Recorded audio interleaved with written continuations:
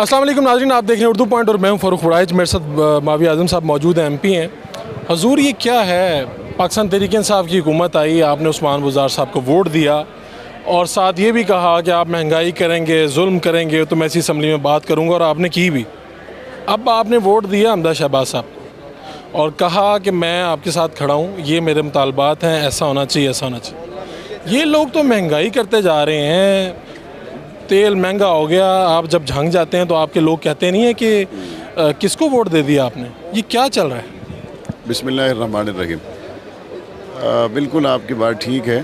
जिस तरह से पेट्रोल ने जंप लगाए हैं और उसके साथ फिर जिस तरह महंगाई जंप कर गई, तो वो जो को करीब थोड़ा बहुत जंप लगा भी सकता था वो बेचारा पैना भरने बह गया। उसकी बेचारे की कोई हालत नहीं है।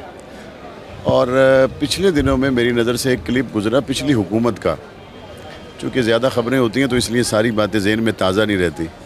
उसमें पिछली हुकूमत के एक ज़िम्मेदार ये कह रहे थे कि कौम को मुबारक हो, हमने IMF को खैराबाद कह दिया।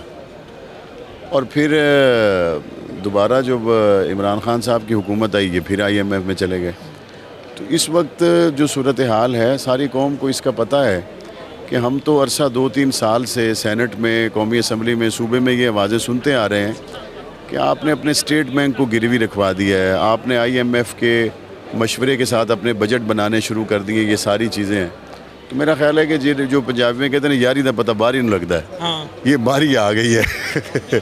मावी आज़म साहब, किसी दिन वो दिन भी आएगा कि जब अवाम तंग हो जाएं और आप कहें कि भाई नून लीग वाले हैं, ये देखें आपको वोट तो दिया था लेकिन अब इतना बर्दाश्त नहीं होता। ये दिन भी आ सकता है।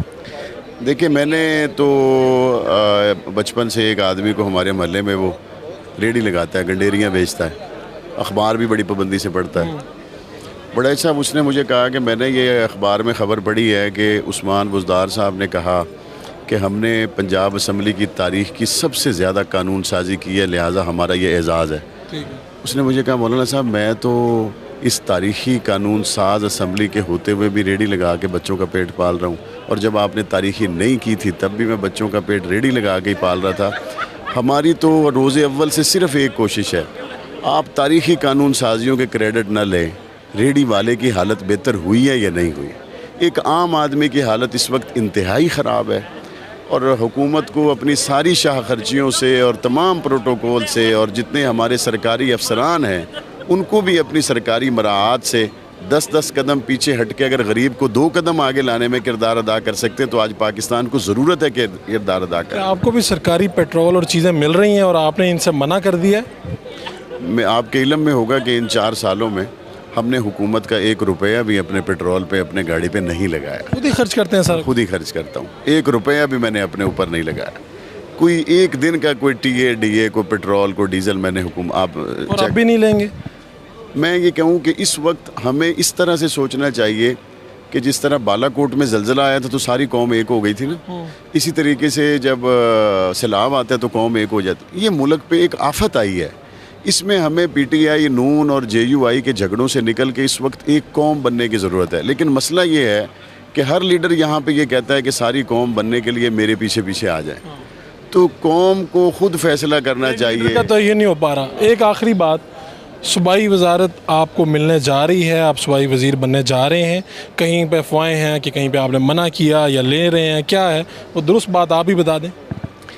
हमारी तरफ से वजारत का मुतालबा ही नहीं था। आपने मुतालबा ही नहीं किया?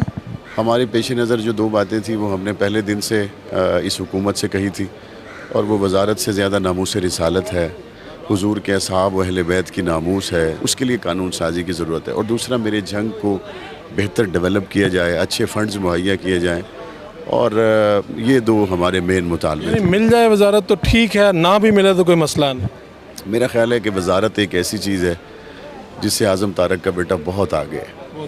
बहुत शुक्रिया।